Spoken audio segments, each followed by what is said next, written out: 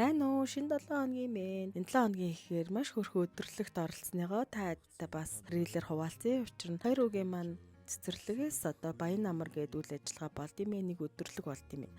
Тэгээд энэ өдөрлөгт яадаг вэ гэвэл анги болгонд өнгө сугалт юм бэ. За тэр өнгийн дагуу эцэг эхчүүд нь гэртээ өөрсдийн гараар маш хөөрхөн тийм шин тэжээлтэй органик тийм хоол хүнс бэлтгэж ирж одоо өнгийн дагуу ширээгээ цаст юм байна. Манай 2 үгийн маань нэг анги нь болохоор нийл ягаа өнгө, нэг нь болохоор улаан өнгө сонгосон байсан. Тэгээд яг адилхан 2 үедээ öngийнхэн дагуу хатаасан жимсээ, нэрс болон гişүүг нь нурмалаар хийсэн. Дээрэс нь улаан болон нийл ягаа өнгийн бууз хийсэн. Гэхдээ буузаа бас аюу хөрхөн зүрхэн хэлбэртэй чимхэж үтсэн гоё алт юм байна. Дээрэс нь маш гоё тарган торт хийсэн. Тарган тортод гэхдээ суурийг нь би 10 гурал борлон одоо өрмөөр бурмаар ингэж гоё арвжуулж маш гоёор хийж үтсэн гоё алт юм билэ. За тэгээ манай ширээ бүр үнэн nice болсон. Миний одоо хатаасан жимс маш гоё хэлсэн. Гэхдээ буузан дээр өнгөө хэтрүүлсэн мөлий. Жохон фейлцэн. Гэхдээ зүгээрээ бүх эцэг эхчүүд идэвхтэй оролцохоос гадна маш гоё зүйлүүдийг гэртээ одоо өөрсдийн гараар хийж ирсэн байсан. Маш амттай байсан.